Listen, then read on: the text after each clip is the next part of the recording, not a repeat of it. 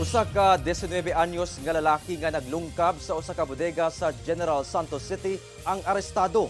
Nasayran nga unang gisulayan paglugit sa biktima ang ATM machine sa maong lugar apan pakyas hinungdan nga mibalhin sa maong bodega. Aniya ang report. Malampuso nga dakpan sa kapulisan sa General Santos City Police ang usa ka giingong kawatan nga naglungkab sa usa ka bodega sa usa ka patigayon sa dalang J. Caulico, Barangay Lagaw, General Santos City, banda alas 8 sa gabi adlawng Biyernes. Ang sospek gitago sa kapulisan sa alias Brian, 19 anyos, tungod sa ginahimong lawom nga investigasyon. Nakit-an ang sospek sa empleyado sa maong patigayon, hinungdan nga dali kini nga dakpan. Nasayran nga unang gisulayan paglugit sa sospek ang usa ka ATM sa maoghihapong barangay. Apan, pakyas kini, ilabi pa nga iyang nadiskitaan nga aduna kini CCTV.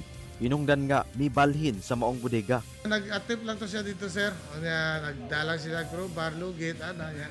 Kamalay siguro to siya nga is being watched sa itong mga CCTV. Yung sibat siya dayon. Then, tiwas siya kuha dito na pusunahan. Sa pag-imbestiga sa kapulisan sa sospek, giangkon sab niini ang iyang gihimong pagpanglungkab. Sumala sa otoridad, notado na sa ubang lugar ang binuhatan sa sospek. Iamin niya, sir, dahil kaya di man siya ka pwede mo deny kay kita magin sa CCTV footage. O niya, napog na picturean pag yung daghang nga anggulo, sir.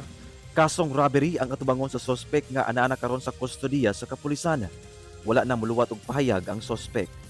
Kauban si Gary Balantay ug Bong Vicencio, Efren Mamak. 1 Mindanao.